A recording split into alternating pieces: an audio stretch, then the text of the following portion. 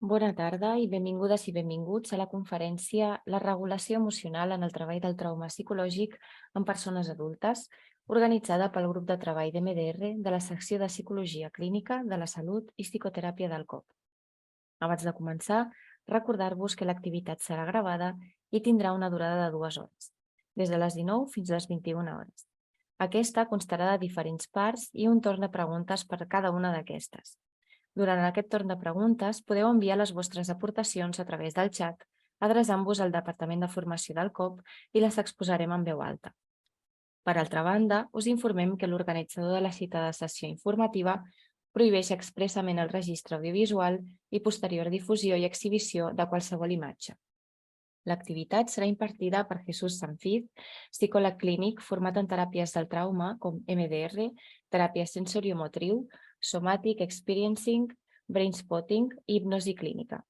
És consultor per MDR Europa, treballa casos d'estrès posttraumàtic des de 1985 amb víctimes de violència política, tortura o emigració. És, per últim, també formador en trastorn per estrès posttraumàtic complex, trastorns dissociatius i sistemes reguladors emocionals. Així doncs, iniciem l'activitat. Jesús, quan vulguis ja pots començar. Moltes gràcies. Gràcies al col·legi per oferir-me aquesta possibilitat d'ensenyar o mostrar com treballem a la nostra clínica. Us vull compartir una sèrie de coneixements que he anat adquirint. Jo els trobo molt interessants perquè soc un apassionat del tema que parlarem avui, de com es regulen les persones a través del sistema nerviós. Us volia comentar que quan ho farem en castellà perquè n'hi ha gent de fora y así nos entenderemos todos. Cuando los colegas que aprenden MDR u otras herramientas de terapia emocional compleja nos preguntan cómo tienen que explicar, cómo tienen que presentar ese tipo de terapias, cómo tienen que presentar MDR a sus colegas, yo les digo simplemente que intenten explicar que trabajamos con el sistema nervioso, que es donde están los bloqueos que han sufrido, ¿no? de los impactos de trauma psicológico que han sufrido. Y os puedo asegurar que no hay nada más verdad que es eso, que trabajamos con el sistema nervioso, como veremos en la presentación. Fijaros, hace tiempo, mucho tiempo, bueno, quizás hace 10 años, con uno de los grandes conocedores de MDR, que es Andrew Leeds, tuve una conversación en la cual le preguntaba, oiga, ¿cómo podemos evitar pasarnos años intentando estabilizar a una persona que ha sufrido agresiones, abusos, violaciones, etcétera? Muchas veces tenemos que pasarnos 1 o 2 años haciendo regularización, preparando a aquella persona para trabajar el trauma, ¿no? Y Andrew Leeds nos dijo, bueno, con los conocimientos actuales tenemos pocos remedios. Quizás dentro de 10 años lo que hacemos ahora, o quizás dentro de 20 años, nos parecerá muy simple. Nos parecerá escasamente eficaz. Y bueno, la conversación terminó ahí. Claro, hubo más cuestiones, pero bueno, ya explicaremos en otra sesión si hace falta. Y os quería comentar cómo trabajamos nosotros con el sistema nervioso concretamente. Y hay hallazgos muy importantes y fundamentales que nos gustaría compartir. De hecho, ¿de qué vamos a hablar? Vamos a hablar de variabilidad de frecuencia cardíaca. ¿Por qué esto? Pues porque está íntimamente ligado la frecuencia cardíaca al sistema nervioso, evidentemente. Y esta variabilidad de latidos a latidos en la frecuencia cardíaca es debida a la interacción del sistema nervioso simpático y parasimpático. Como sabéis, son dos sistemas, dos ramas del autónomo que siempre están en equilibrio. Entonces, cuando una sube, la otra baja, evidentemente. Y cuando la parasimpática sube, todos felices. Pero cuando la simpática está arriba, estamos en un estado de neuroactivación potente, posiblemente estamos hablando de ansiedad, de demasiado sistema límbico funcionando, de efectos fisiológicos como inflamaciones, etc. Todos sabemos que hay personas que viven continuamente con ansiedad o neuroactivación, con el simpático muy acelerado. Pensad que el simpático inerva todos los órganos del cuerpo y eso hace que los esté haciendo trabajar a un nivel como muy forzado, ¿no? Si el sistema simpático siempre está elevado, o sea, si la persona tiene siempre ansiedad o está muy activada, etcétera, etcétera, sus órganos del cuerpo también, estamos hablando del estómago, de los intestinos, de los riñones, etcétera, etcétera. Bueno, estudiando la variabilidad cardíaca, encontramos que es un índice de estado funcional del sistema nervioso autónomo, evidentemente, y de la salud general del cuerpo. Y os tengo que decir que quien dio las primeras pistas de esto, fue un joven Porges sobre los años 90, cuando estudiaba cómo estaban funcionando la variabilidad cardíaca, sobre todo de bebés nacidos antes de tiempo. Concretamente, y eso daba una probabilidad de vida.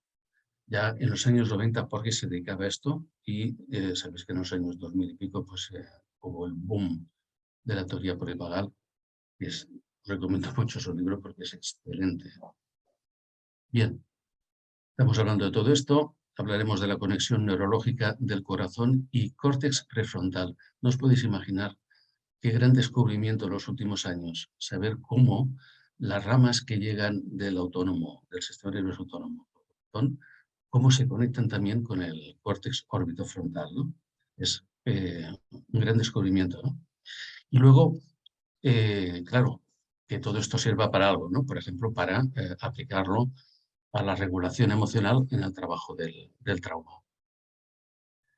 Bien, los objetivos serán hablar de la influencia, los objetivos de la charla será hablar de la influencia de la variabilidad cardíaca en el sistema nervioso autónomo, córtex prefrontal y aplicaciones que podemos hacer. Conocer la filosofía que envuelve todo esto y cómo con algunas máquinas relativamente sencillas, podemos tener feedback en una pantalla sobre el trabajo del sistema nervioso autónomo, lo cual es un gran descubrimiento. Y lo que nos interesa mucho a los psicólogos es cómo esto podemos utilizarlo para cambiar de estado, de estados de ansiedad, de conexiones con redes neuronales negativas, autoconciencia corporal, cómo podemos hacerlo, también tratar en el trauma, y si podemos veremos cómo se hace el trabajo con fobia. Si nos da tiempo, yo creo que iremos demasiado justos con el tema. Esto tiene varios apartados, tiene 4 apartados, como podéis ver. Después de cada uno podemos chequear las preguntas, a ver si se pueden contestar todas, si sé contestarlas todas también. Y bien, iremos haciendo, ¿eh? Bueno, neurocardiología evidentemente es el estudio de los aspectos anatómicos y la fisiología del corazón, incluyendo pues, también los orígenes neurológicos de los trastornos cardíacos y el efecto del estrés sobre el corazón y sobre el estado emocional de las personas. Y neurocardiología se refiere a las interacciones fisiopatológicas del sistema nervioso y cardiovascular. No va a ser muy problemático lo de la neurocardiología, pero hay 2 aspectos básicos que hay que aprender. Ahora los veremos. Bueno, neurocardiología es un campo emergente en la medicina durante la última década, 15 años, y la comunicación constante entre el corazón y cerebro es un campo extenso de investigación para los campos interdisciplinarios de enfermedades neurológicas, neuropsicológicas, diríamos aquí, y cardíacas. No nos vamos a extender en problemas cardíacos, evidentemente, pero sí que tienen que ver con el sistema nervioso autónomo y el test prefrontal. Bueno, como sabéis, los sistemas cardiovasculares están regulados por el sistema nervioso autónomo, que incluye los dos sistemas, simpático y parasimpático.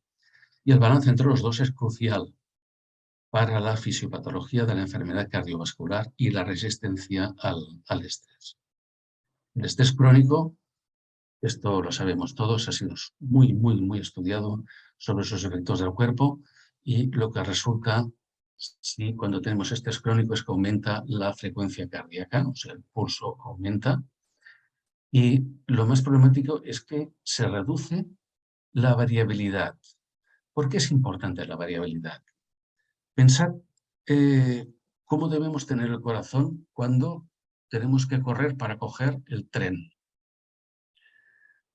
el autobús. Cuando debemos correr delante de un tigre. O cuando tenemos fiebre, ¿qué necesita nuestro organismo? Nuestro organismo en ese momento necesita mucha variabilidad. Y esto significa que el corazón, que normalmente puede latir a 70, 80 pulsaciones por minuto en organismos normales, no diríamos de atletas. Si normalmente está en 70, 80 pulsaciones, bueno, pues que si tenemos que correr porque necesitamos, se puede poner a 120, 150, 180, lo que haga falta. Eso es una buena variabilidad y eso es bueno para nuestra salud, ¿no? Si tenemos estrés crónico, y eso lo vemos continuamente en gente, en personas que tienen depresión, estrés postraumático, evidentemente ansiedad y así, tienen una variabilidad reducida. Y eso significa que son capaces, o sea, lo que nos muestra cuando lo analizamos es que pueden simplemente su variabilidad normal a veces es de 5 pulsaciones por minuto o 10 pulsaciones por minuto. Eso es típico de personas que no hacen, evidentemente, ningún ejercicio, de gente que está dañada psicológicamente y de personas que son ancianas, sobre todo si no hacen ningún ejercicio. Entonces, la reducción de la variabilidad es un signo de mala salud, sea psicológica o sea fisiológica. Y la variabilidad es reducida por el estrés crónico, y eso es muy importante saber. El estrés crónico también produce un tono del sistema nervioso autónomo simpático elevado, o sea, en perjuicio de estados de calma, que serían ligados al parasimpático. Y ahí, con el estrés, se intensifica la actividad cardiovascular, hay mayor frecuencia cardíaca, mayor trabajo, bueno, y también el estrés produce un trabajo forzado en todos los órganos inervados por el sistema nervioso autónomo. En consecuencia, el estrés promueve un desequilibrio autonómico en favor del simpático. Hay unos efectos fisiológicos evidentes, ¿no? La activación del sistema simpático contribuye a la hipertensión, la aterosclerosis es la formación de placas en arterias debidas a placas de colesterol, restos que haya en las arterias, pues se producen placas y bloqueos en las arterias, también las del cerebro, mucho cuidado. Produce la activación del simpático resistencia a la insulina y el aumento de la incidencia de las arritmias. Y claro, lo más importante, se documenta un desequilibrio del sistema autónomo simpático en los trastornos del estado de ánimo. Y eso es por donde vamos a ir. El estrés por sí solo no produce arritmias potencialmente mortales. O sea, cuando se acelera mucho el corazón, no quiere decir que nos vayamos a morir. Sin embargo, hay problemas cardíacos musculares, como es el síndrome Takotsubo, descubierto en Japón, evidentemente, que producían taquicardias que llegaban a producir la muerte. Dice taquicardias ventriculares. ¿Vale? Hay que pensar que el corazón tiene dos aurículas, como oídos como orejas, aurículas, que es la parte de arriba, y ventrículos, que son la parte de abajo, la parte inferior la mitad inferior del corazón, ¿no? Entonces hay taquicardias ventriculares que pueden producir la muerte. No es nuestro tema, de todas maneras, porque de todos es conocido, por ejemplo, pues, estrés psicológico, cosas que la producen, ¿no? Hay montones, desde muertes de enfermedades familiares, malas noticias, problemas con Hacienda, fiesta sorpresa, pérdida económica, apuestas, negocios. Bueno, y físicos también. Hay problemas físicos que producen un estrés importante, ¿no? Cirugías, enfermedades importantes, abuso de drogas, etc. He puesto fiesta sorpresa. Tengo una anécdota que contar. Un gran amigo mío, le hicimos una fiesta sorpresa y sus hijos, para hacer la gracia, cogieron una foto suya de cuando era jovencito. Es un amigo mío de mi edad. De cuando era jovencito, hicieron toda clase de caretas que todo el mundo se puso de cuando era niño, de cuando tenía 12 o 13 años, ¿no? Cuando entramos en su casa y abrimos la luz y vio a toda aquella gente con una careta que no podía reconocer, porque no se acordaba ni de la foto ni de la cara que hacía, se llevó un sustazo espectacular. Entonces, hay que tener cuidado con estas cosas porque es peligroso, ¿no? Bueno, la comunicación cerebro-corazón, cuando el cerebro percibe un peligro ambiental, la amígdala conecta con el hipotálamo y inicia el modo de lucha o huida a través del simpático. El hipotálamo estimula la glándula pituitaria, libera la hormona adrenocorticotrópica. Y esto señala la liberación de cortisol, que es la hormona del estrés. La llamamos del estrés, lo que pasa, pero evidentemente está movilizando recursos en el cuerpo, ¿no? Glucosa para los músculos, la sangre desaparece de la piel, etcétera, etcétera, ¿no? Se para la digestión. Estos son los efectos físicos en el cuerpo para ayudar a la supervivencia, lucha o huida. Esto hay que rebajarlo luego, o sea, cuando ha pasado el peligro, hay que rebajar la acción del cortisol. Entonces empieza un bucle de retroalimentación negativa para devolver el cuerpo a su estado de reposo mediante la activación del sistema nervioso parasimpático. Bien, esto es, para mí es una de las cosas principales que se estudia en neurocardiología. Os quiero ver cómo el hipotálamo activa el sistema cardíaco. Entonces, aquí. Entonces, a partir de aquí, bajan los nervios cardíacos, que este es del simpático. Como veis, el simpático sale directamente de la médula espinal y llega a un sitio que se llama nodo atrioventricular. Esto tiene varios nombres. También se llama auriculoventricular, etcétera, etcétera. Llega aquí.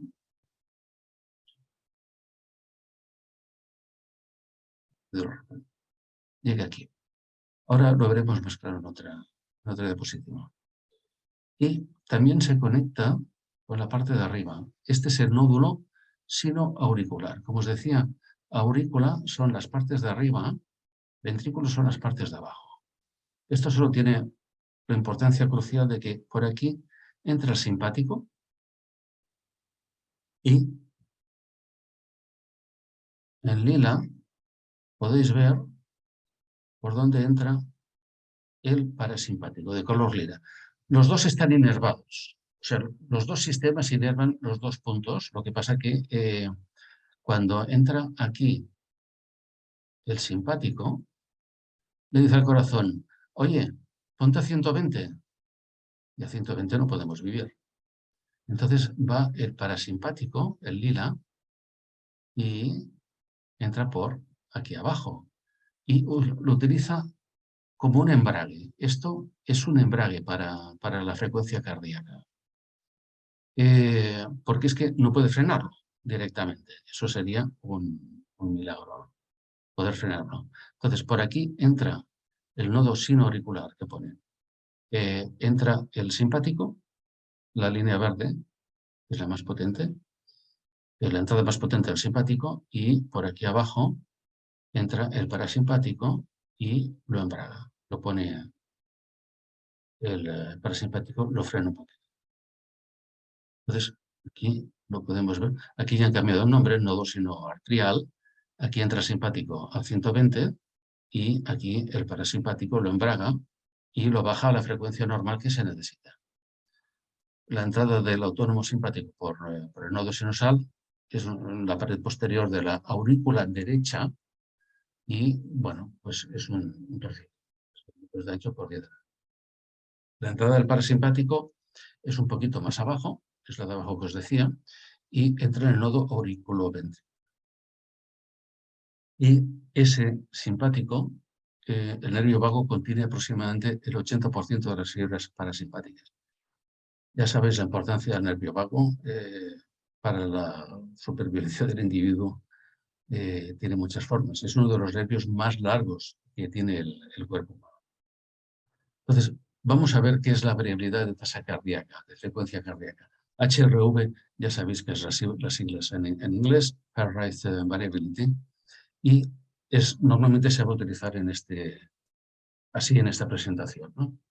La variabilidad cardíaca es la medición de las pequeñas diferencias temporales entre dos latidos consecutivos del corazón.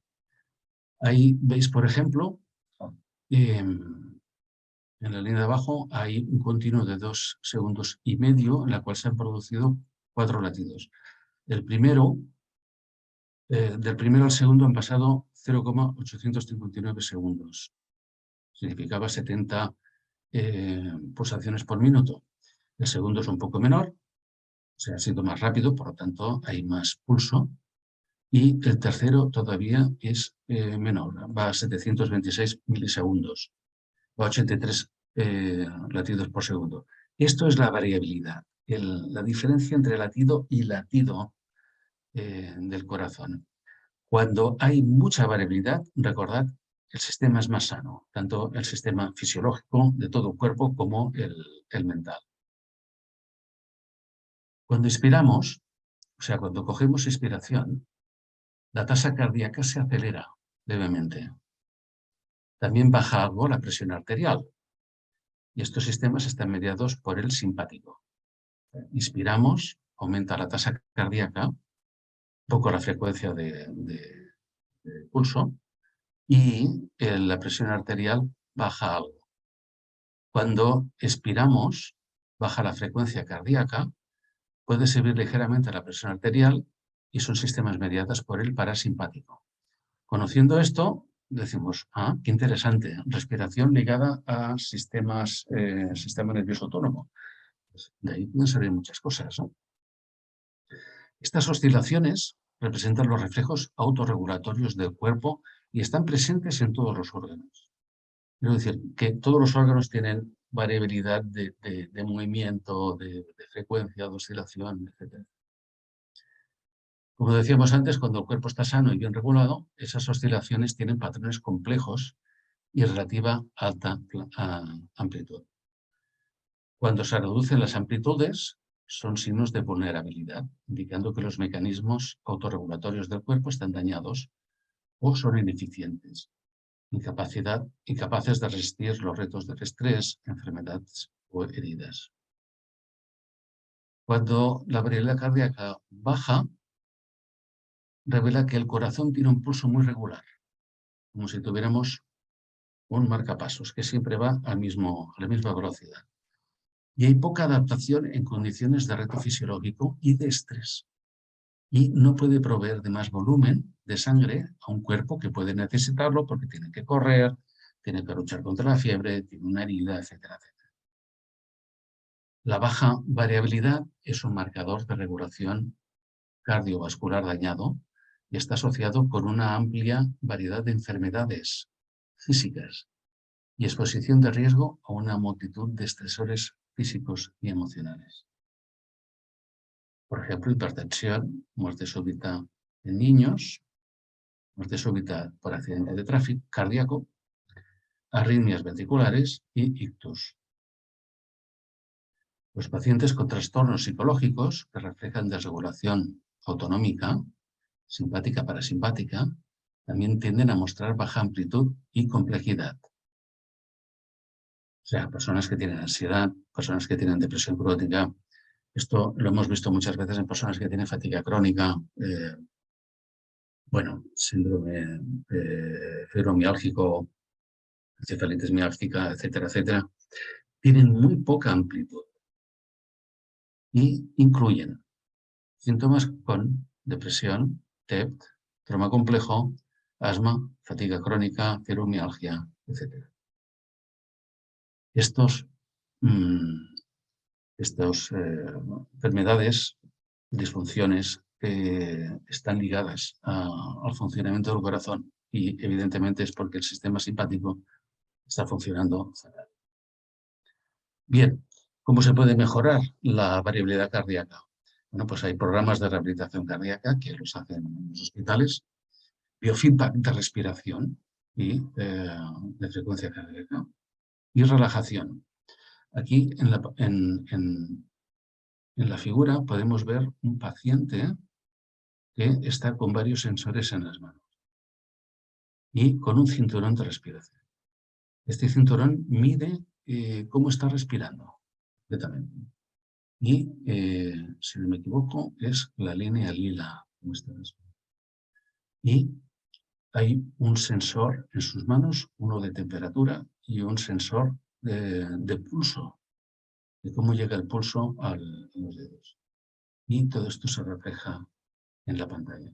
Y aquí vemos lo que se llama un pacer, que es un ritmo de respiración. Ahora, un poquito más tarde lo veréis.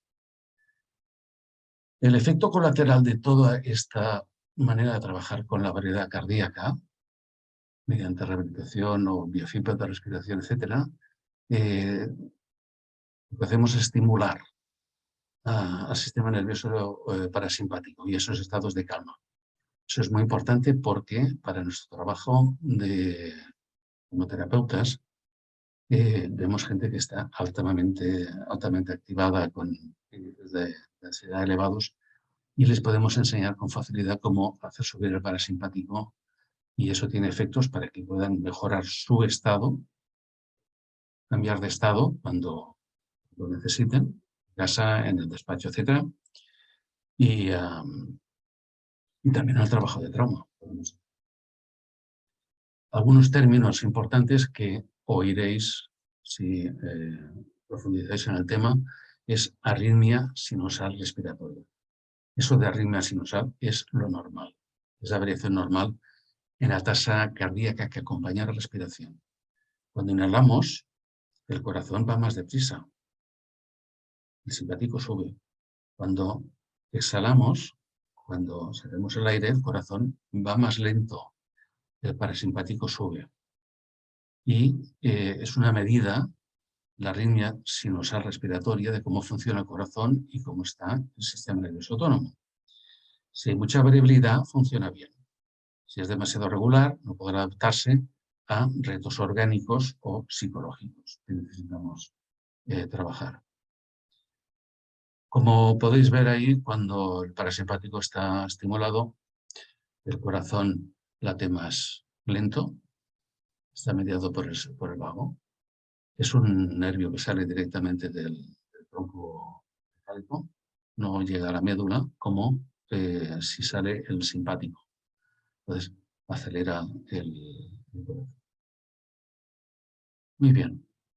Y aquí podemos ver la conexión hipotálamo y esto sería el simpático.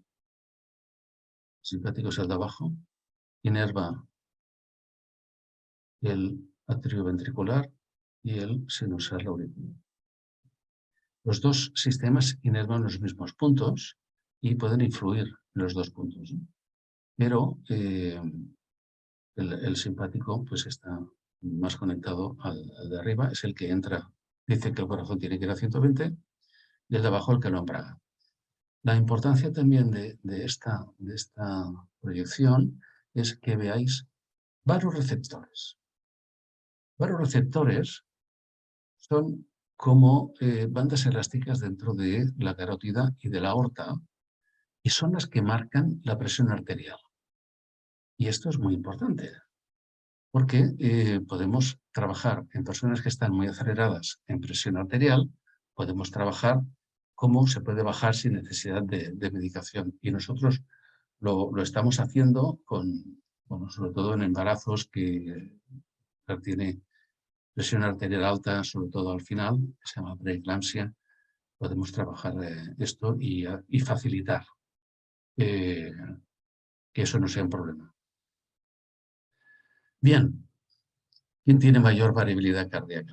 Menor variabilidad cardíaca. Personas que tienen estrés diario, preocupaciones continuas, personas que tienen TED, tetos de mamás preocupadas y estresadas. Las mamás también tienen menor variabilidad cardíaca.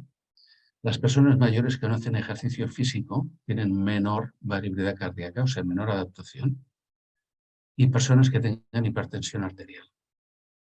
Y las personas que tienen mayor variabilidad cardíaca es personas que enseñamos a practicar respiración en tasas de 6 respiraciones por minuto, y eso significa inhalación y exhalación cada 10 segundos aproximadamente. Gente que se pasa todo el día, toda la vida respirando, haciendo meditación, yogis, tradiciones orientales, respirando de manera muy, muy específica, y gente que vive en altitud y hace mucho ejercicio. Como os decía, los vasoreceptores son sensores de presión arterial en la aorta y en la carótida. Son importantes en el control de la presión arterial. Aquí podéis ver que está el de la carótida y aquí está, si no me equivoco, el del arco. Aquí, sí, para fijarnos. Estas diapositivas enseñan porque trabajamos también con presión arterial de las personas, ¿no? Se llaman vasoreceptores, son como bandas más o menos elásticas que están dentro de la carótida y la aorta. Funcionan bien cuando son sensibles a los cambios en presión arterial. Si la presión arterial sube, el vasoreceptor disminuye la tasa cardíaca y hace que baje la presión. Pensad que la presión sanguínea es el chorro de sangre que envía el corazón por las arterias que no cambian de diámetro. O sea, la presión que ejerce la sangre en las mismas arterias. Cuando encontramos personas que tienen hipertensión, pues tienen una disfunción en los vasoreceptores muy importante, y si tienen baja variabilidad de tasa cardíaca, tienen más riesgo de muerte súbita, taquicardias, ictus, etcétera. Las aplicaciones del biofeedback de variabilidad cardíaca, eso es HRV, biofeedback de variabilidad cardíaca, en disfunciones de presión arterial incluyen el tratamiento de hipertensión descontrolada, incluso en embarazos de riesgo. Y aumentamos esa variabilidad cardíaca con entrenamiento de biofeedback. Como sabéis, el biofeedback es un sistema que nos ayuda a medir variabilidades fisiológicas, variables fisiológicas del cuerpo, por ejemplo, presión arterial, tensión muscular, bueno, cantidad de cosas, temperatura, etcétera, etcétera. Aquí vemos un ejemplo de una persona que tiene un sensor en la oreja y está trabajando delante de una pantalla. Esta persona está haciendo un ejercicio de variabilidad cardíaca para aumentarla y conseguir aumentar el parasimpático. Fue un caso extraordinario en el cual la persona que tenía un estrés brutal, en una semana se hizo un maestro en respiración. Muy bien. Os quería hablar de un sistema que se llama HERMAT, que es el que nosotros utilizamos más comúnmente en la consulta. HERMAT es una marca americana y utilizan el concepto de coherencia cardíaca para todo lo que estamos hablando. O sea, conseguir coherencia cardíaca es conseguir una resonancia entre el sistema respiratorio, el cardíaco y el autonómico. Y eso es espectacular. Eso lo llaman ellos coherencia cardíaca y nosotros, bueno, esto es una marca americana, ¿no? Nosotros cuando trabajamos en ciencia lo llamamos biofeedback de variedad cardíaca, concretamente, y frecuencia de resonancia. Entonces, aquí podemos ver una pantalla de estas, de una persona concretamente, en la cual vemos cómo ahí nos indican un sistema de respiración y latidos del corazón. Podemos ver aquí, está en algunos puntos, se mueve como 2 o 3 pulsaciones, a veces más, a veces menos, y esto sería pues una frecuencia a veces muy pequeña y a veces muy amplia. O sea, hay mucha variabilidad, evidentemente, ¿no? Pero esto sería la monitorización de una persona en estado normal. Nos da algunos datos. Por ejemplo, ¿cómo está el sistema nervioso autónomo? Está de activo 10% del tiempo. Este es el simpático. Este sería el parasimpático, 29%. Que nos da, pues, latidos del corazón, son bastante regulares. Nos dice también a cuántas pulsaciones va. Está aquí. Del tiempo transcurrido, etcétera, etcétera. ¿Por qué os enseño este sistema? Es sumamente barato. El fabricante de este producto no sabe lo que es. Y os lo digo sinceramente porque es que los aparatos que son más científicos se venden por el triple de precio. Este sistema Hermaz lo están vendiendo por 299 euros.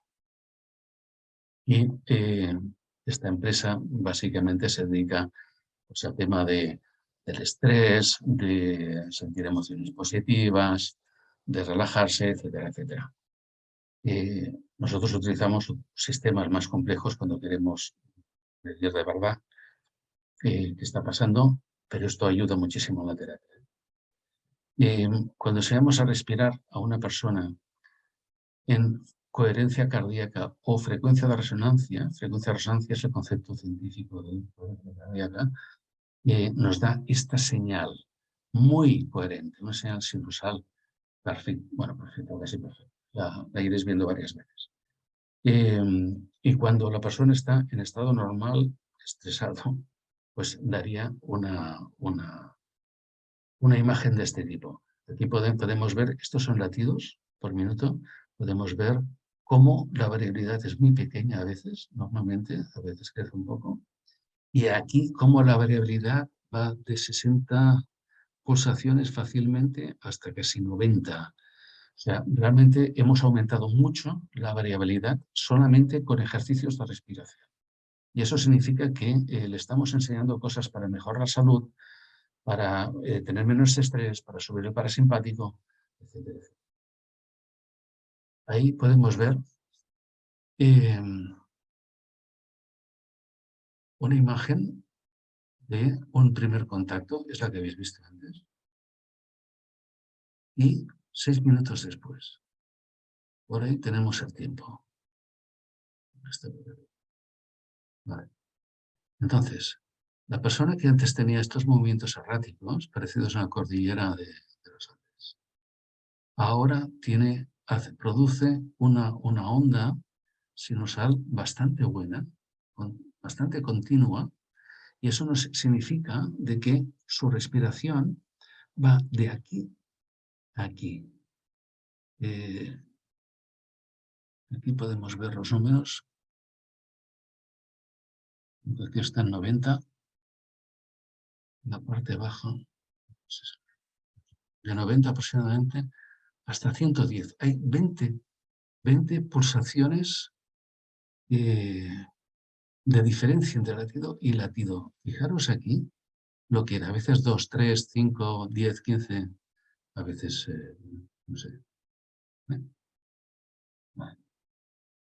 Entonces, nos dice también cómo está utilizando resultado de respiración sobre el sistema nervioso autónomo. El simpático ahora está el 6% activo y el 60% el parasimpático. Cuando le preguntáis, ¿cómo se siente? Me siento bien, me siento en calma, no siento ansiedad. Ahí está, ese 60%.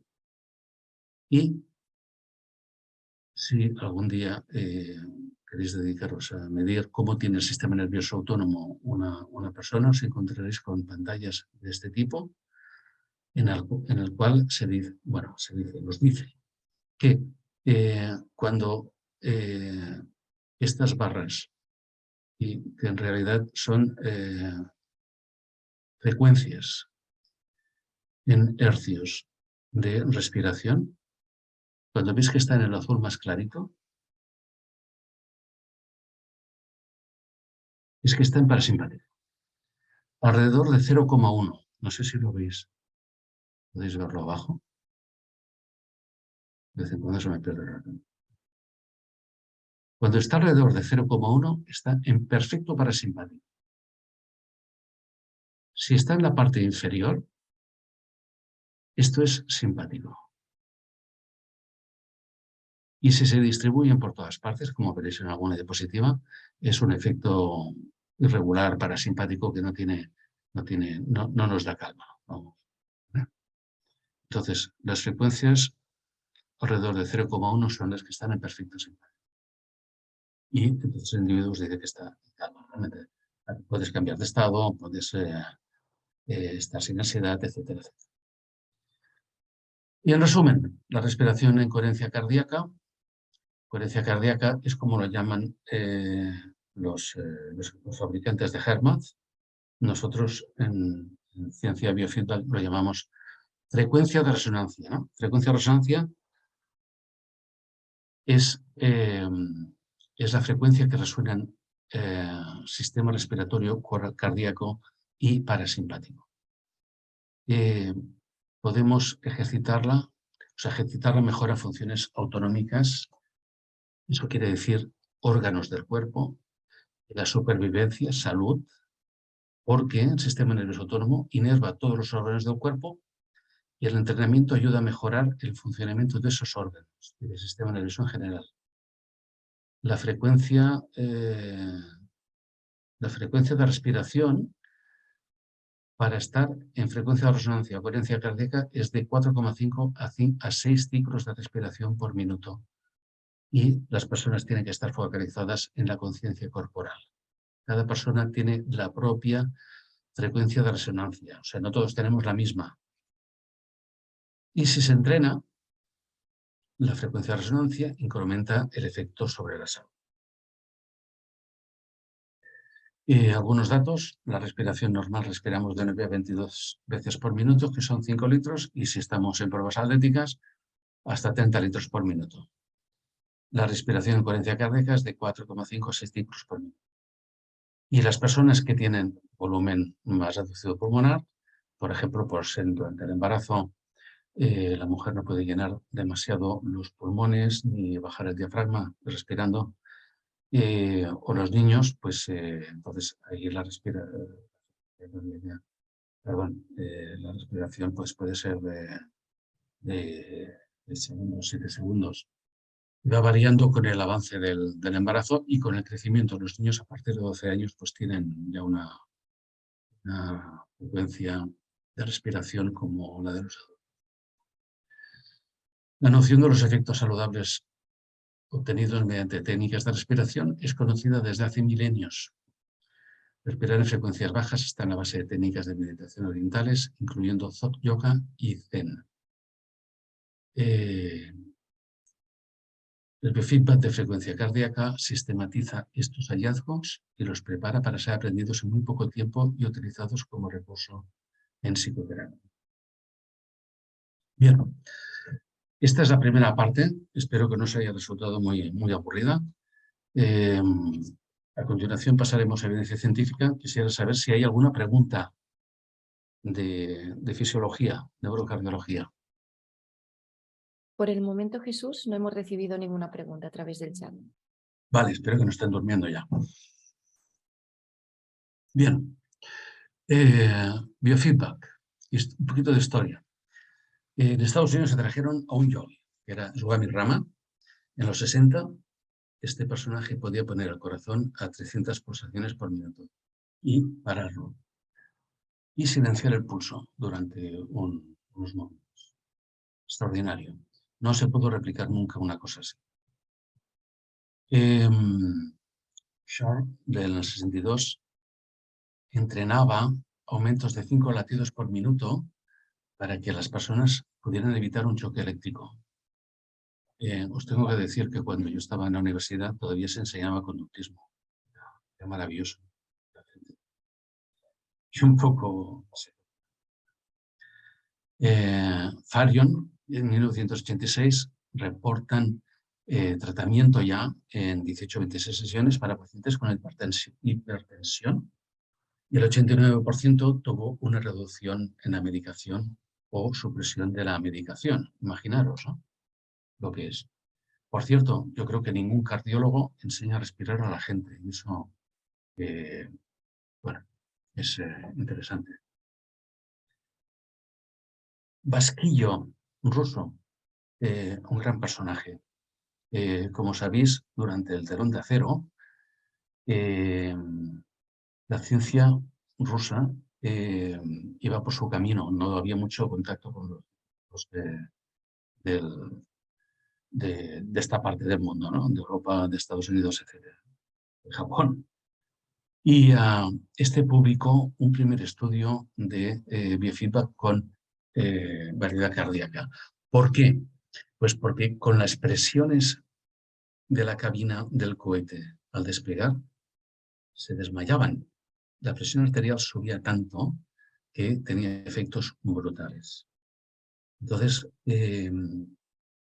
descubrió que las oscilaciones de variedad cardíaca variaban entre 4,5 y 6 ciclos por minuto al entrenamiento, y que, bueno, la inhalación aumentaba la frecuencia, la exhalación disminuye, y luego, pues con esto lograban arreglar la presión arterial. Fue quizás la primera persona que con métodos científicos, es decir, no orientales, empezó a utilizar la variedad cardíaca, ¿no? También empezaron a tratar trastornos psicofisiológicos como asma y psiquiátricos. Los estudios más antiguos primeros fueron también en depresión, con Caravidas, que encontró disminución de más del 50% de los síntomas de depresión en 11 pacientes con entrenamiento en biofeedback de frecuencia cardíaca. Efecto similar ha conseguido con medicación antidepresiva. Bueno, algunos os estaréis preguntando, 11 pacientes, ¿pero esto qué es? ¿Esto qué significa? Pues poca cosa, pero para empezar por algún sitio. En el 2007, Hassett encontró que el biofeedback de variabilidad cardíaca mejoraba el sueño y disminuía los síntomas de depresión entre pacientes con fibromialgia. Y Cherrigoskaya, en el 99, informó mejoras en ansiedad y varios síntomas psicosomáticos. Y, bueno, en pacientes con enfisema también mejora la respiración y la tolerancia al ejercicio físico. Tratamos con biofeedback. Ahora veremos estudios posteriores que son, bueno, actuales, que son más importantes. Quiero decir, los más finos. Problemas psicofisiológicos. Tratamos dolor de miembro fantasma, asma, migraña, dolor crónico de espalda, dolor muscular, jaqueca tensional, hipertensión. Y tratamos problemas psicológicos como estrés, ansiedad, TED, depresión y mejorar el sueño. Estudios actuales, 2021.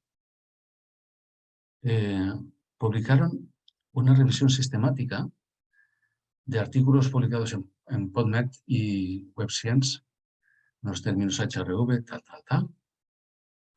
Hicieron selección, evaluación crítica y descripción de los estudios Random Controlled Trials y encontraron que había una mejora significativa del entrenamiento de variabilidad de frecuencia cardíaca en trastornos relacionados con el estrés como TED, depresión y trastorno de pánico.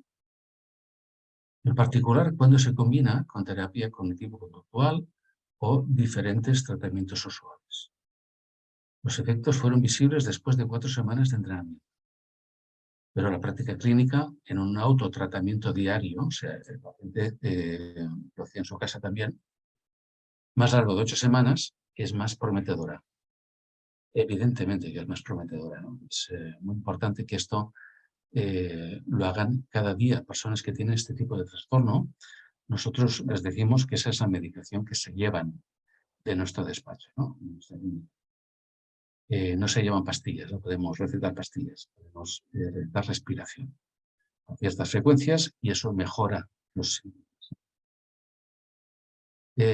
Gosser, Kurtels y Hoffman publicaron que el entrenamiento de biofeedback de frecuencia cardíaca se asocia con una gran reducción en el estrés y la ansiedad.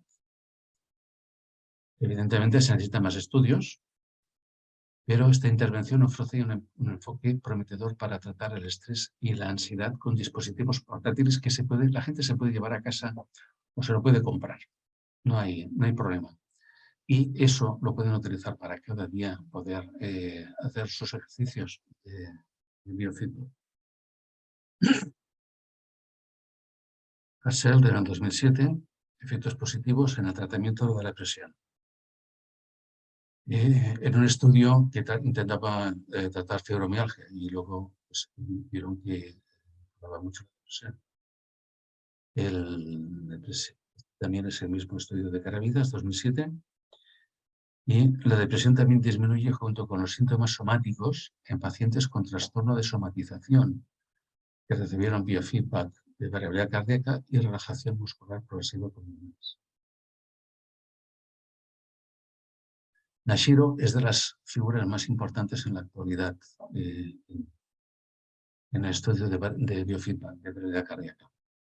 Investigó el efecto específico de este biofeedback sobre la depresión con resonancia magnética funcional y encontró que la práctica regular de variabilidad cardíaca durante 2 meses aumenta la conectividad entre la amígdala y la parte de la corteza involucrada en la modulación de la emoción.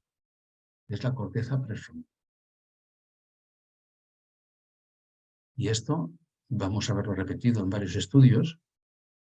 Y esto es muy importante, porque nos dice que respirando en determinada frecuencia de resonancia, mejoramos la conectividad de la amígdala y la corteza prefrontal, que modula la emoción. Esto empieza a ponerse interesante.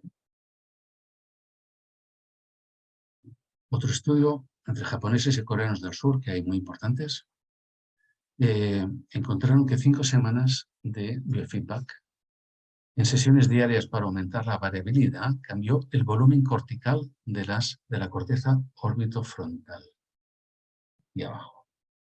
Regiones asociadas, encontraron que esas regiones estaban asociadas con la variabilidad cardíaca y el trabajo en respiración correlacionó con mejoras en el estado de ánimo.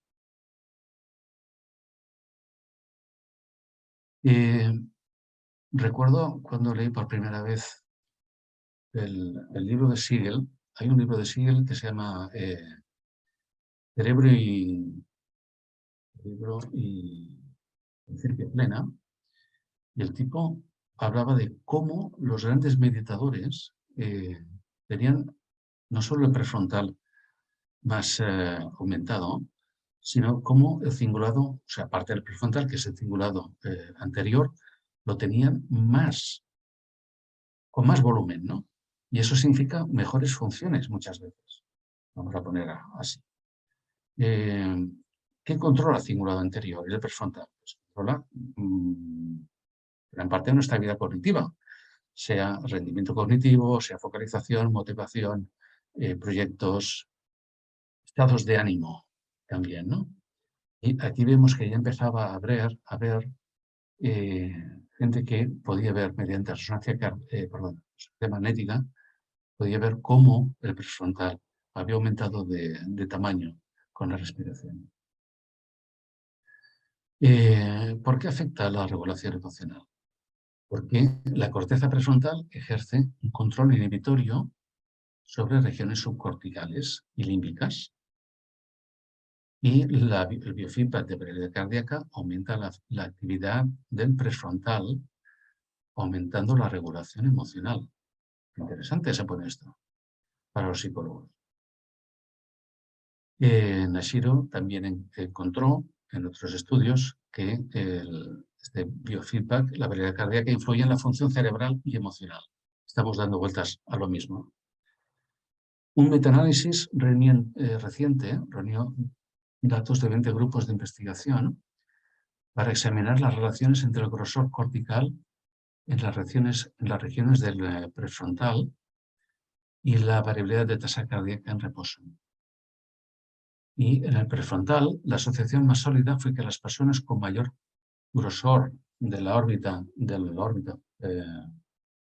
frontal, cortes orbitofrontal, lateral izquierda, tendían a tener una variabilidad más alta. En un ensayo reciente de Nashiro, también 2022, encontró que 5 semanas de entrenamiento aumentó la conectividad del prefrontal medial de la amígdala izquierda y en general aumentaron la conectividad funcional dentro de las redes de estado de reposo relacionadas con las emociones en adultos más jóvenes. Se encontró mayores aumentos en el volumen del córtex orbitofrontal izquierdo. Y tendieron a mostrar disminuciones en el afecto negativo, emociones negativas, lo que sugiere que estos cambios estructurales prefrontales pueden contribuir a los resultados emocionales positivos observados cuando hacemos biofeedback de regulación cardíaca, que sube el parasimpático. Y en un metaanálisis, también hecho por Lairo, encontró mayores disminuciones en la ansiedad entre los estudios que emplearon este tipo de biofeedback entre las personas que recibieron otros tipos de entrenamiento respiratorio. O sea, este tipo de entrenamiento respiratorio, porque hay muchos, fue los que tuvieron mayores disminuciones de la ansiedad.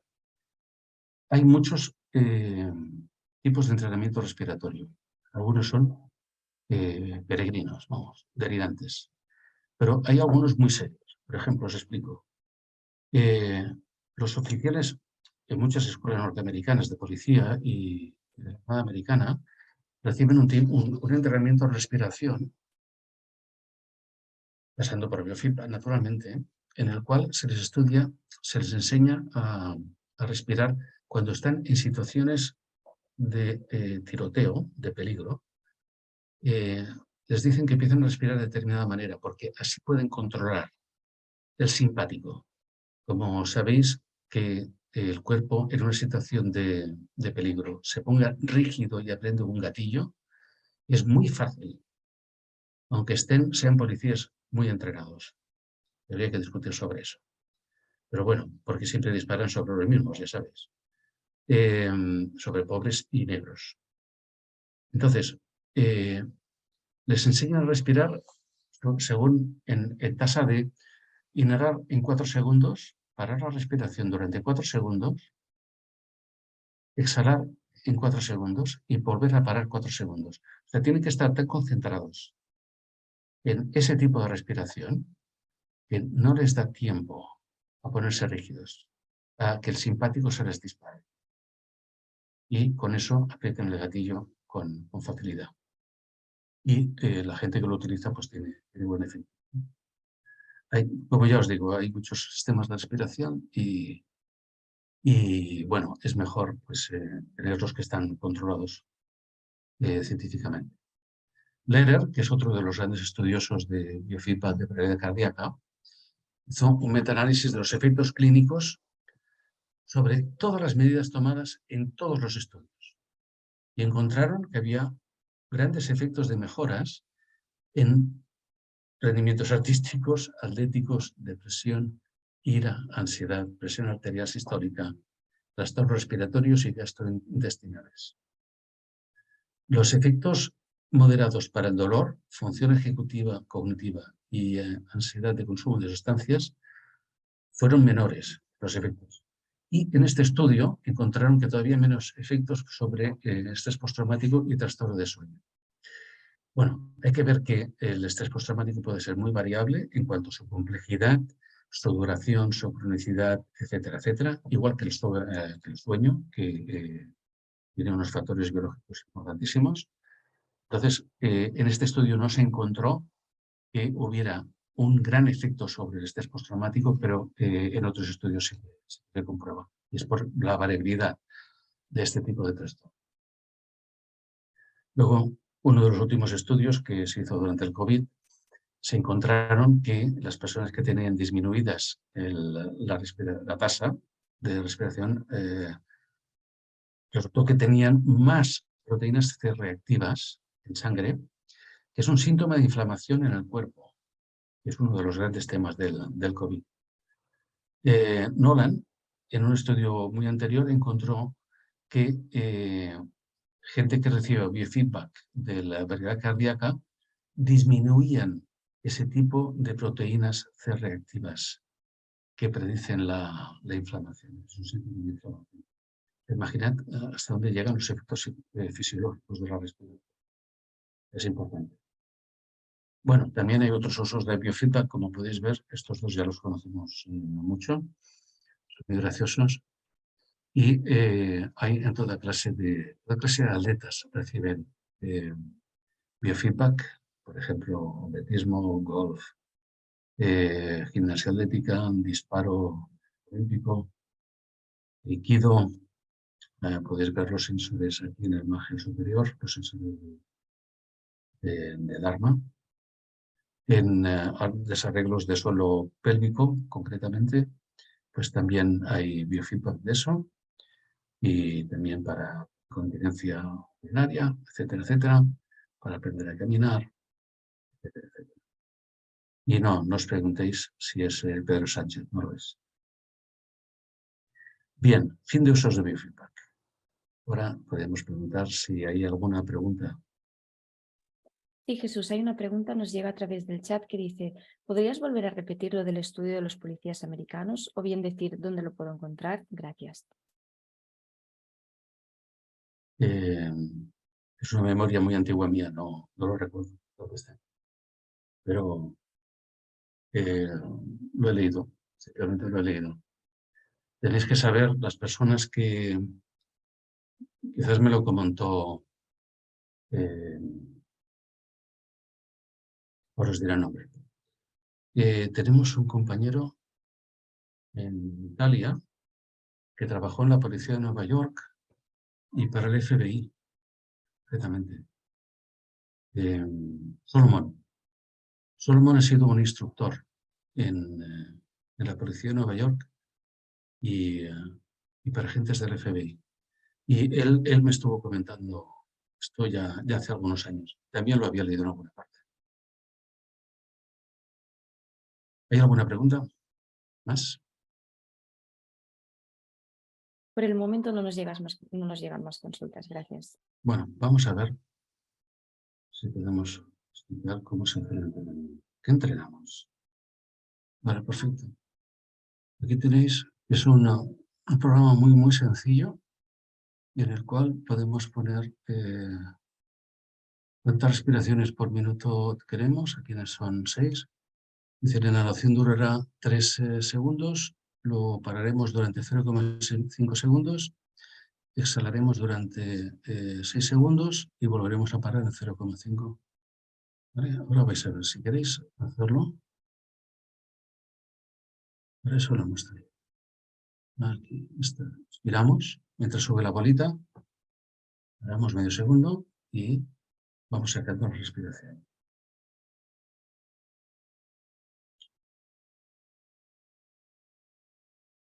Y sacamos la respiración.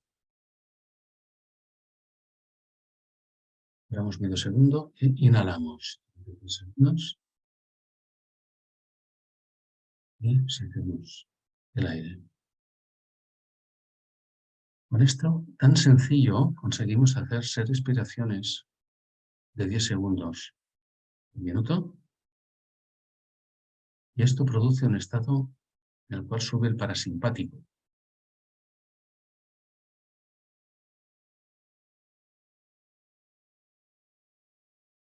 Y 3 segundos de inspiración es lo que puede llegar a hacer una mujer embarazada. Esto lo podríamos cambiar. Por ejemplo, podríamos hacerlo subir a 4, que es una medida bastante normal para una persona adulta. Inspirar en 4 segundos, parar 0,5 un segundo y exhalar durante 5 segundos, que normalmente las personas pues, pueden exhalar en 6, 7 segundos. Vaciar absolutamente los pulmones de una manera suave, gentil, sin forzar ningún músculo. Entonces, ahí tendríamos respiraciones de 6, 4, 5 y 5, 10. 10. Estaba diciendo que se podían exhalar en 7 segundos, más 4 de inspirar son 11 y medio de parar serían 12 segundos. Eso significa pues 4 respiraciones y pico por minuto y produce la mayor variabilidad cardíaca. Esto sana el corazón. Bien, vamos a salir de aquí. No sé si hay alguna pregunta sobre esto. Por el momento no ha llegado ninguna, Jesús. Bien. Pues vamos.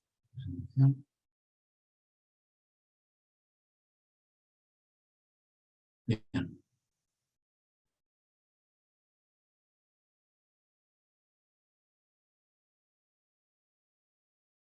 Un segundo. Ahora. Disculpa, tenemos una aportación a través del chat Sí.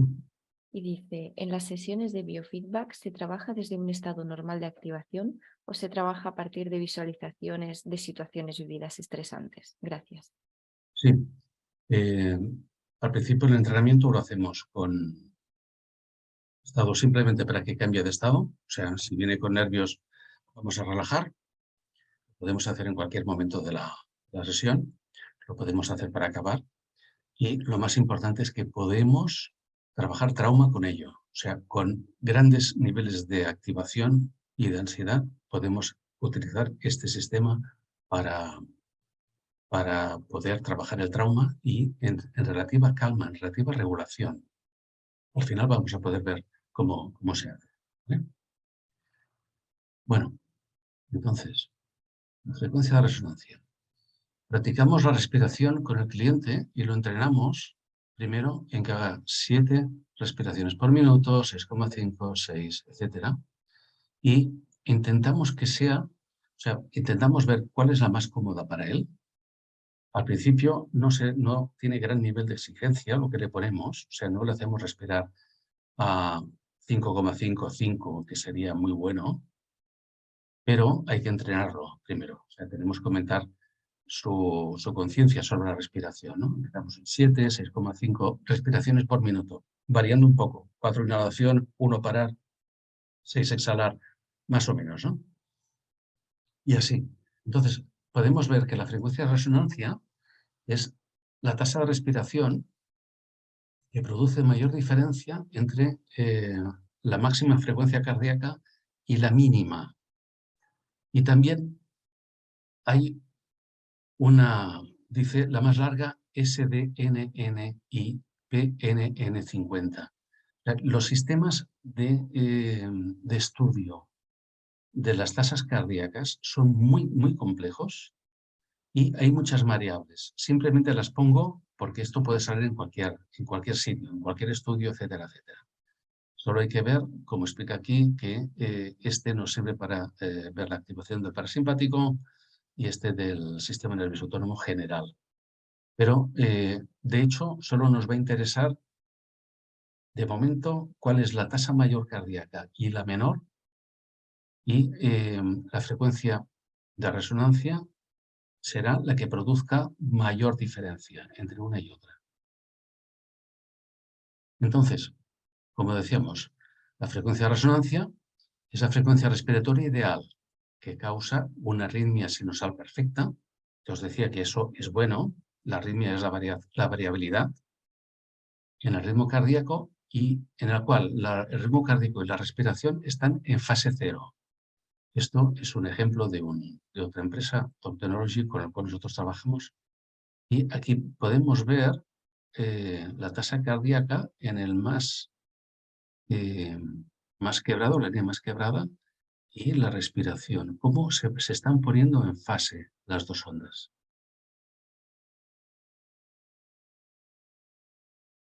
¿Qué entrenamos? Bueno, pues, como decíamos, la inhalación, que es llevar la respiración hasta la barriga, hasta el abdomen, suavemente, bajando la frecuencia de la respiración y tomando una inhalación normal, sin forzar. Y luego, como exhalamos, ¿no? Pues muy lentamente, haciendo incluso ruido en los labios. Inhalamos por la nariz.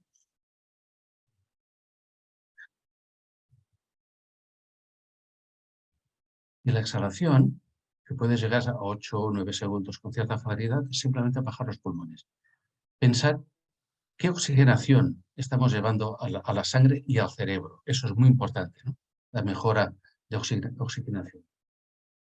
¿Qué entrenamos? Pues cosas que las personas pueden entender. Les explicamos. Aprendemos a maximizar la variabilidad de frecuencia cardíaca, o sea, que tengan un amplio rango de tasa cardíaca. Tenemos la relajación, podemos guiar para sentir emociones positivas durante los entrenamientos, conseguir estados parasimpáticos, bajamos la ansiedad y regular estados de neuroactivación.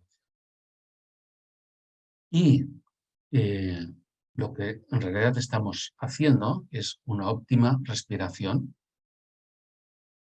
cambios en la respiración y el ritmo cardíaco, aumentamos la magnitud de las variaciones fisiológicas, la relajación, la resiliencia, la adaptación, la autorregulación, la mejora cognitiva, el autocontrol. Ellos pueden hacerlo en casa también, pueden controlar y cambiar sus estados emocionales negativos. Y podemos hacer un sentimiento de emociones positivas para aumentar la variabilidad cardíaca. Resultados de tener una alta variabilidad cardíaca. Pues hay buen desarrollo en tareas cognitivas, mejor desarrollo, mejores en el rendimiento cognitivo, más adaptación al ambiente, o sea, no estamos fuera de la ventana de tolerancia. Hay una óptima respiración, hay más resiliencia porque nos perturbamos menos y la salud física y calidad de vida también acompañan la alta variabilidad cardíaca. Y la baja son pérdidas de adaptaciones porque podemos estar fuera de control de la ventana de tolerancia. Está relacionado con la enfermedad crónica, disminuye con la edad, disminuye con el trauma. No os podéis imaginar cómo baja la tasa cardíaca, o sea, la variabilidad de frecuencias, cómo bajan con el trauma, con la depresión, con el miedo, y hay mayor riesgo de infarto y de muerte. Esto es una diapositiva muy linda que la ponemos aquí para respirar.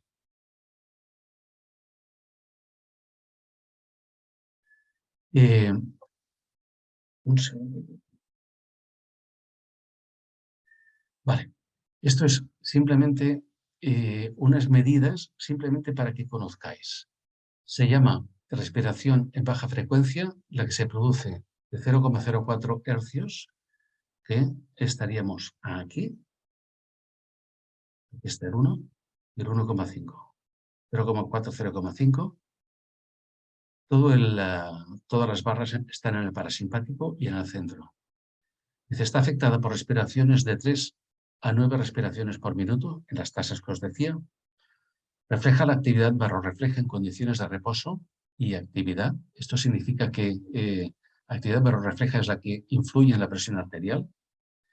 Y los picos cercanos a 0,1, está aquí, indican frecuencia de resonancia o alta coherencia.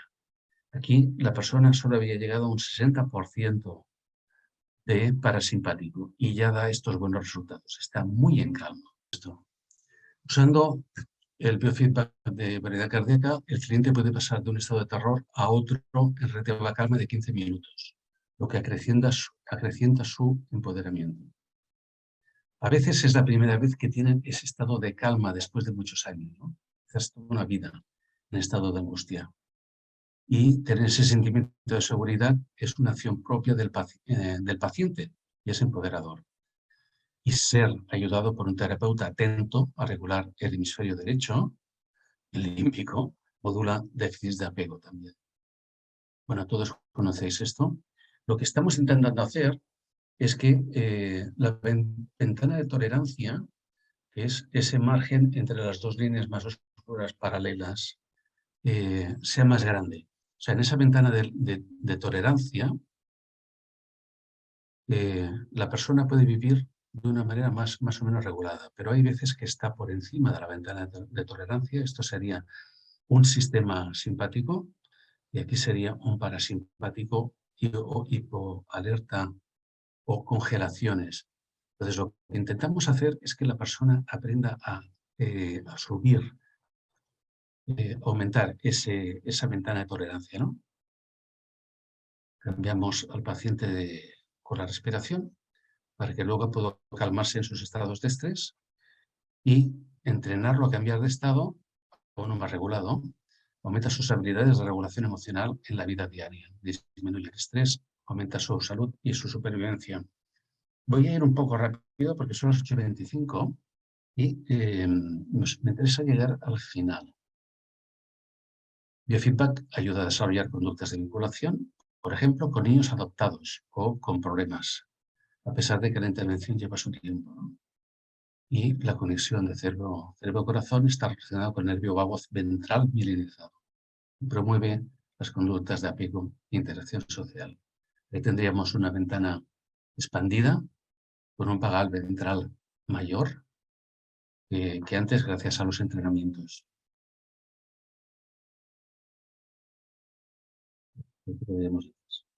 En parte de cambio de estado con biofeedback. Bien, ¿hay preguntas? Sí, Jesús, tenemos una pregunta. Sí. Dice, para tratar una ansiedad, por ejemplo, ¿cuántas sesiones de acompañamiento necesita una persona en consulta hasta que es autónoma realizando la técnica de respiración y cuál sería el coste? Muchas gracias por su exposición. Bueno, el coste va a depender de cada psicólogo que ejerza.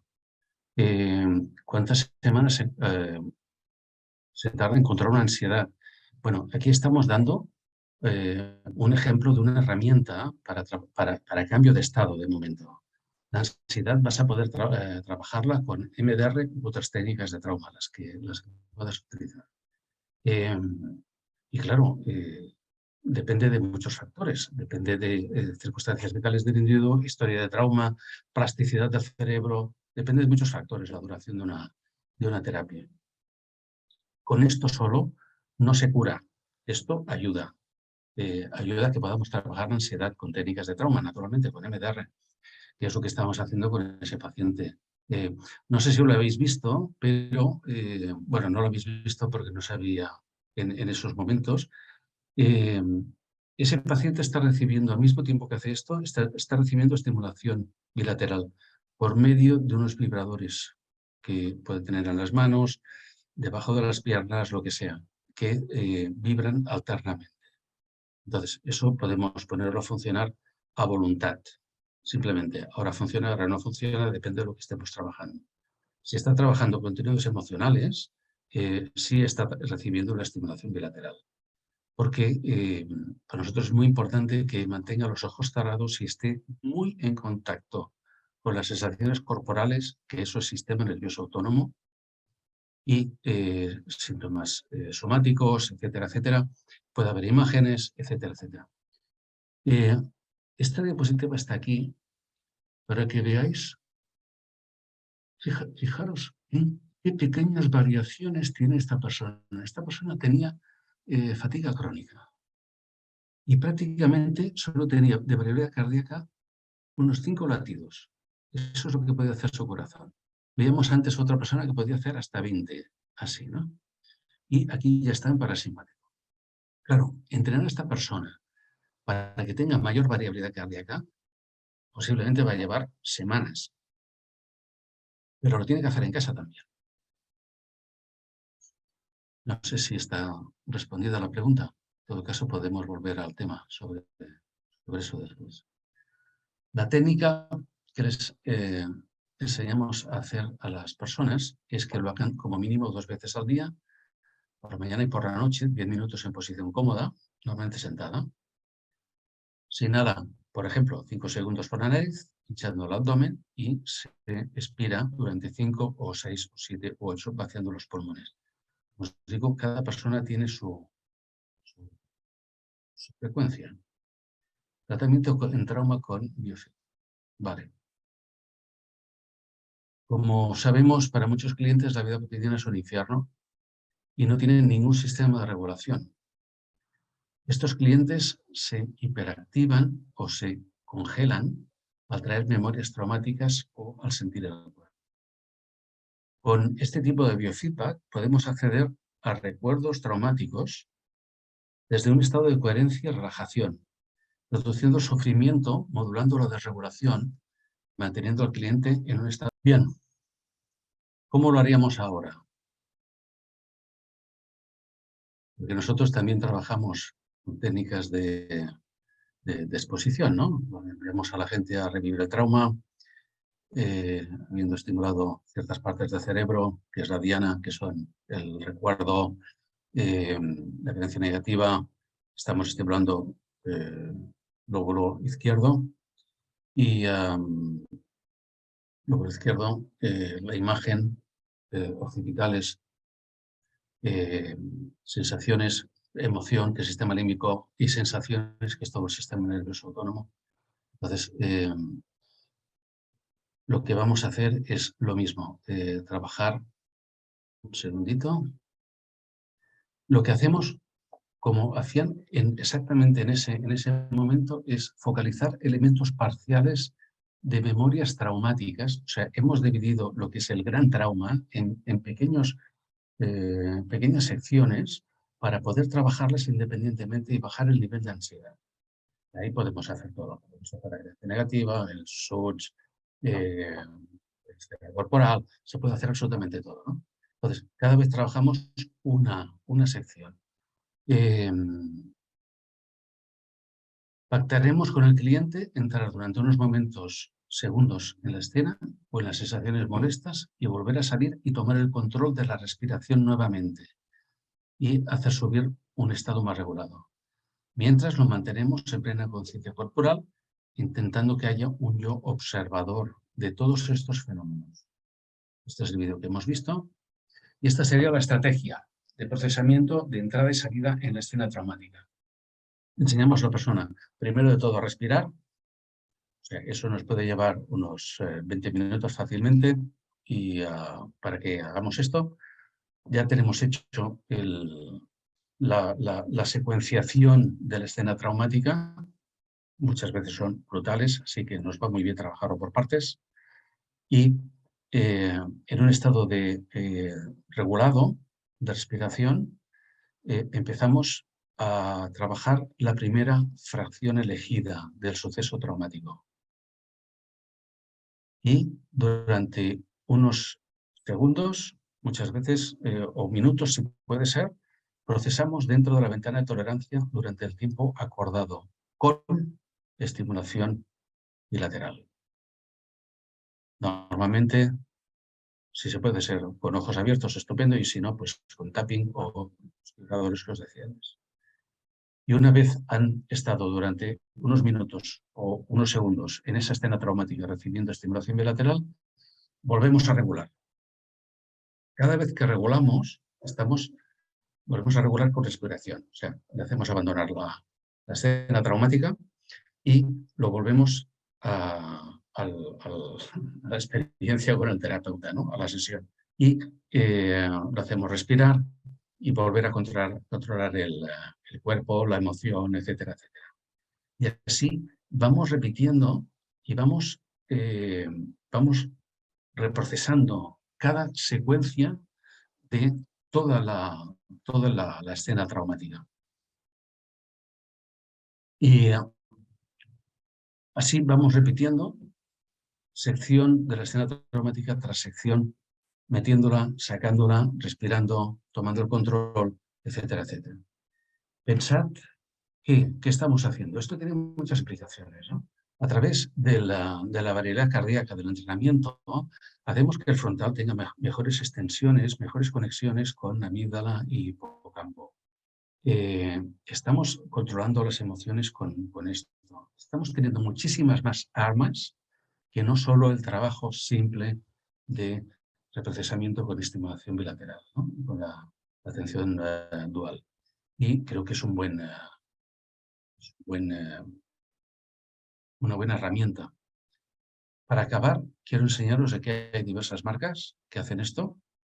El vídeo va a estar en el canal del YouTube del colegio y quien le interese me puede escribir porque va a tener el correo electrónico al final. Estos son los aparatos que utilizamos más para trabajar más a fondo, pero normalmente tenemos este tipo de aparatos. Este es el HeartMath, lo tenemos en todas las consultas. Ya os digo, salen muy barato, vale 299 €, es fácil de aprender y los clientes pueden llevarse esto para casa. Esto es su propio teléfono y ellos compran el sistema que vale unos 150 € y pueden practicar en casa. Y esto es un niño, por ejemplo, practicando en su mesita, haciendo respiración. Y ahí ya os digo, hay diversos aparatos, etcétera, etcétera. Si necesitáis información, ahí tenéis el correo electrónico. Y el teléfono también. Por favor, utilizar el WhatsApp si queréis hacer alguna pregunta y así, porque el teléfono suena mucho, quiero decir. Y no sé, por mi parte he acabado. Tenemos un tiempito para preguntas. Perfecto, Jesús. Tenemos una pregunta, dice, tengo una duda sobre las personas que quizá tienen una mirada más obsesiva respecto a su cuerpo y están más pendientes de los cambios que puede haber en el ritmo cardíaco, respiración, etcétera, e incrementan su estado de ansiedad. ¿La aproximación es diferente? Gracias. No, bajaremos la ansiedad. Si bajamos la ansiedad, es como hay una máxima que debemos conocer todos. El estrés cotidiano aumenta los síntomas, siempre. Y cuanto más bajemos la ansiedad con respiración, menos síntomas tendrá.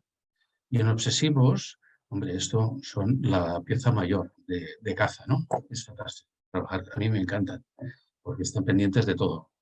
Y nada, hay que explicárselo seguramente 4 veces para que puedan darlo con facilidad.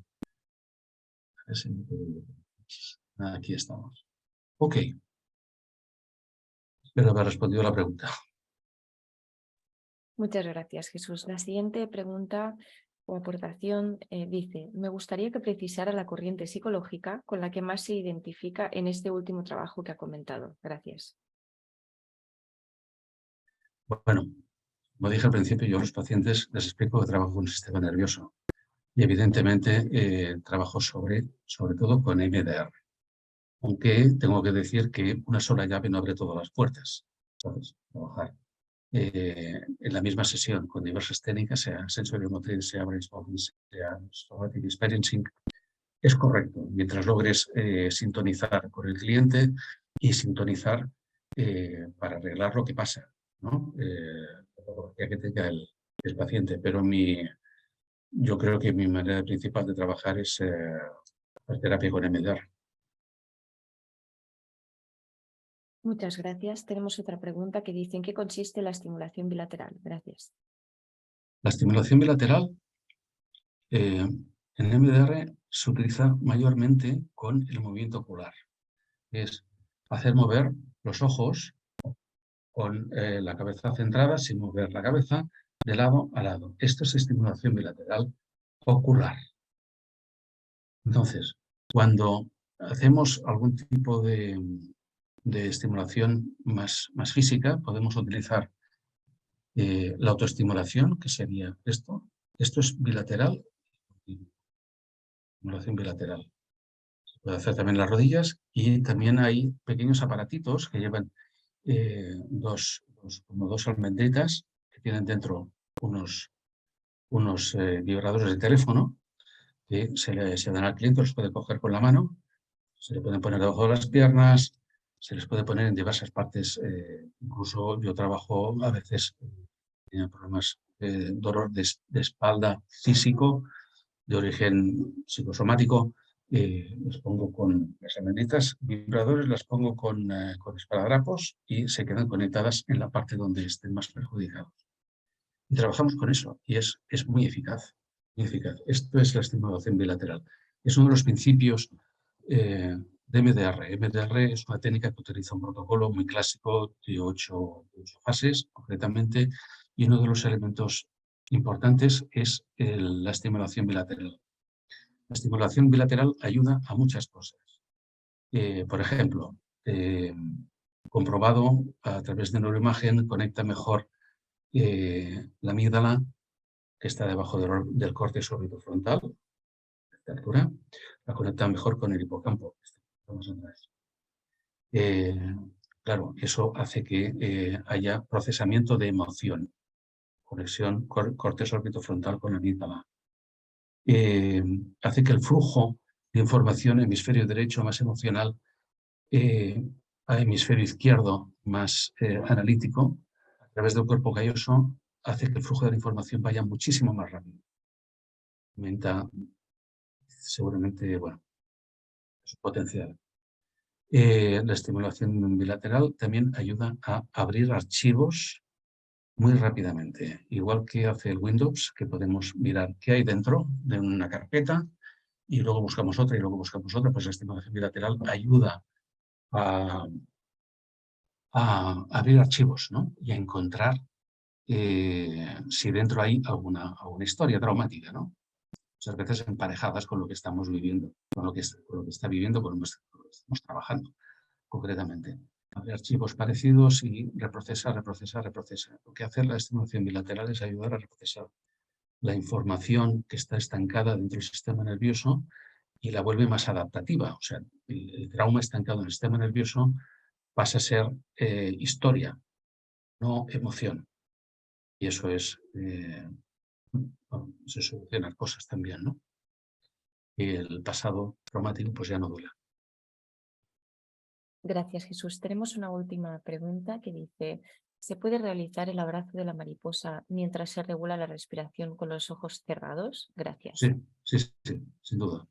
Cualquier tipo de estimulación bilateral, si está con los ojos cerrados, no podrás seguir tus manos, ¿no? tus dedos para mover los ojos, pero puede hacer el abrazo mariposa, puede hacer tapping, puede hacer cualquier tipo de estimulación bilateral. También hay de sonido, estimulación bilateral de sonido. Esto no se suele recomendar en los cursos estándar de la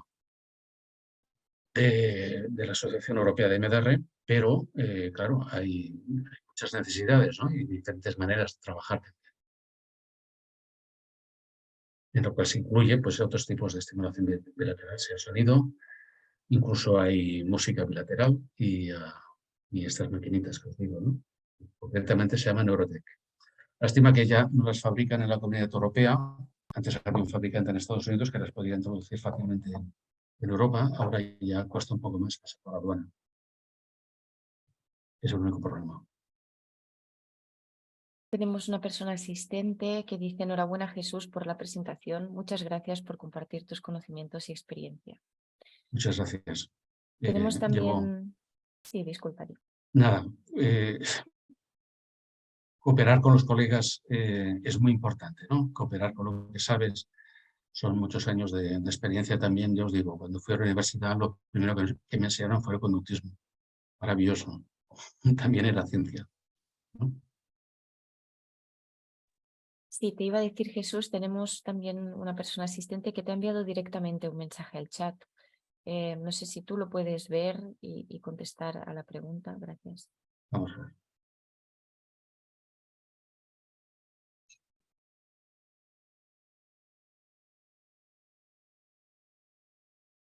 ¿Cuál de las preguntas es? Porque están todas ahí.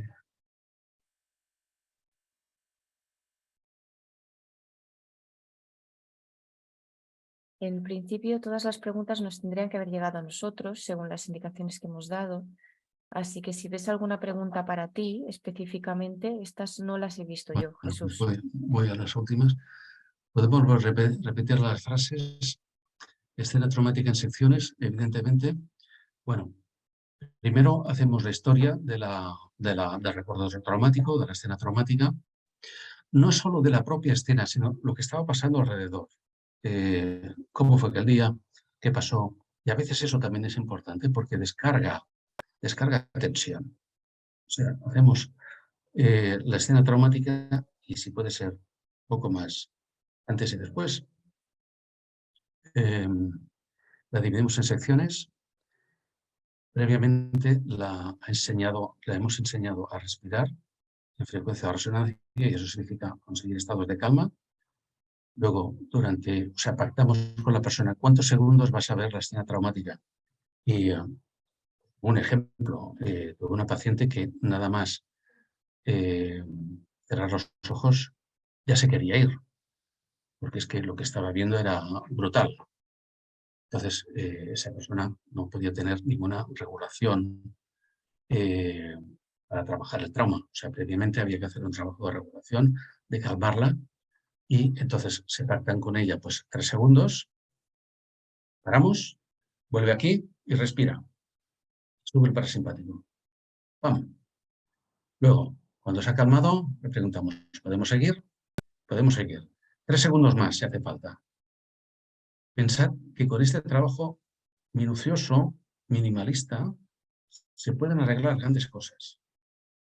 Y es cuestión de tiempo también, ¿no? Depende de la historia de trauma, depende de la plasticidad, de las variables fisiológicas del paciente, etc., ¿no? Pero así vamos repitiendo secciones de trauma con estimulación bilateral y luego respiración. Cuando se calma, otra vez escena de trauma, otra vez respiración y volvemos a la calma. Vale, si acaba la técnica, déjame ver.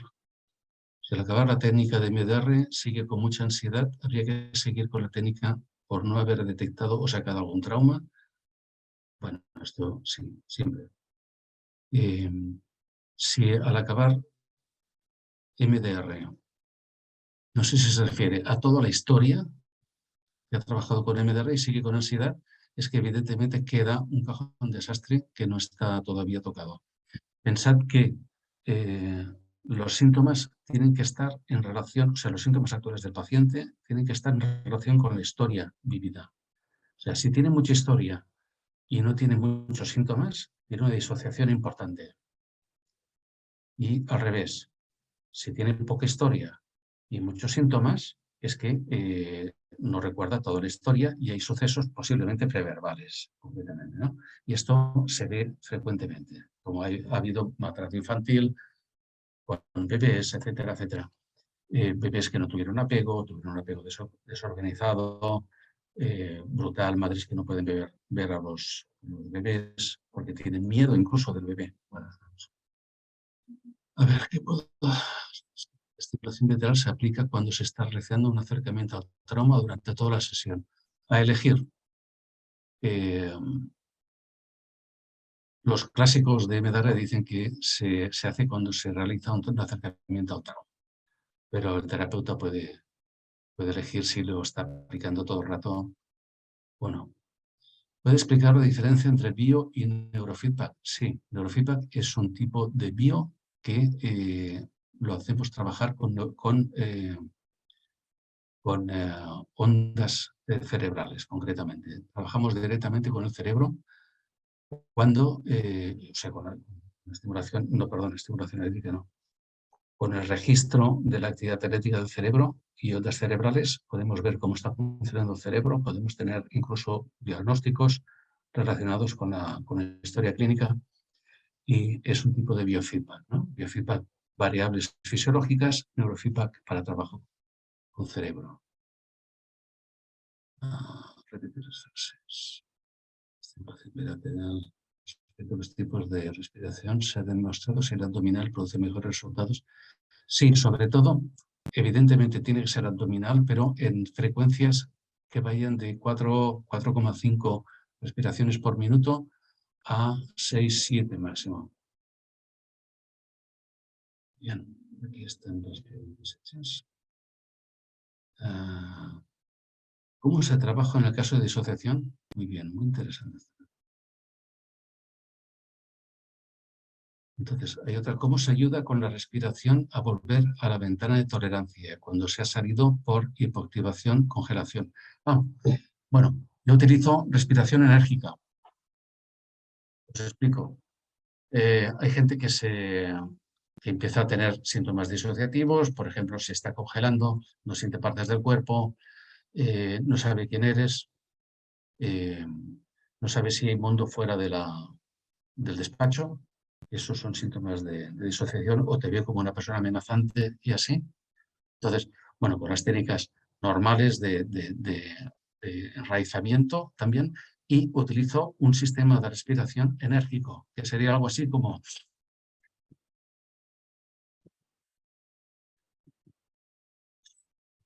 Y así, durante un ratito, intentando que no hiperventile naturalmente. Entonces, salen de hipoactivación con facilidad. ¿Cómo se trabaja en el caso de disociación? Muy interesante. Estamos enseñando regulación. Y eso es una de las partes importantes para la gente que tiene síntomas disociativos. Gracias a Dios, toda la gente no tiene trastorno de identidad disociativa. Gracias a Dios. Creo que es el 1%, un poco más, de personas que tienen síntomas disociativos. Síntomas disociativos tienen mucha gente. Mucha gente. Con solo explicar que el 5% de la población mundial oye voces. Y de este 5%, solo el 1% son esquizofrénicos. Por lo tanto, el 4% restante han tenido trauma y tienen síntomas de oír voces. Y eso significa que son una pequeña parte, porque todos los disociados, todas las personas que tienen síntomas disociativos, no oyen voces. Todas no. Algunas sí. Y estos son el 4% de la población mundial. Entonces, estamos trabajando síntomas que tienen que ver con ansiedad, con regulación, etcétera, etcétera, y ayudaría algo a trabajar con disociación, pero evidentemente hay otras técnicas muy, muy potentes para trabajar disociación. Y una que puedo recomendar con muchísimo amor es sistemas internos familiares, concretamente, que es la manera más elegante y educada que conozco de trabajar disociación. Evidentemente, en la Asociación Europea, la Asociación Española y enseñan mucho sobre disociación, y es importante. Pero el tema de trauma complejo, estudiar trauma complejo, trabajar bien con disociación, es casi una carrera. O sea, no es cuestión de recibir un curso solamente y ya sabemos, pues nos falta mucho, porque es trauma complejo y crónico. Muchas ¿Hay más gracias. preguntas? Gracias, Jesús. Estamos en hora. A mí me han recibido 3 preguntas más. No sé cómo quieres Perfecto. hacerlo. Adelante. La primera dice, mientras revive la situación del trauma, ¿se está haciendo estimulación bilateral? ¿Se para en la respiración o seguimos con la No, no, no. estimulación bilateral? Sí, tiene estimulación bilateral. O sea, trabajamos el trauma y podemos pararla mientras hace respiración. Ahora, secretos de gato viejo. Cuando ponemos estimulación bilateral más lenta y suave, estamos desensibilizando siempre. O sea, incluso cuando está respirando para entrar en frecuencia de resonancia o coherencia cardíaca. O sea, eso ayudaría a estar más regulado. Cuando la estimulación bilateral es rápida, sean ojos, sea tapping, sea vibradores, etc., lo que hace es ayudar al reprocesamiento, conexiones neuronales muy rápidas. Y eso es reprocesamiento.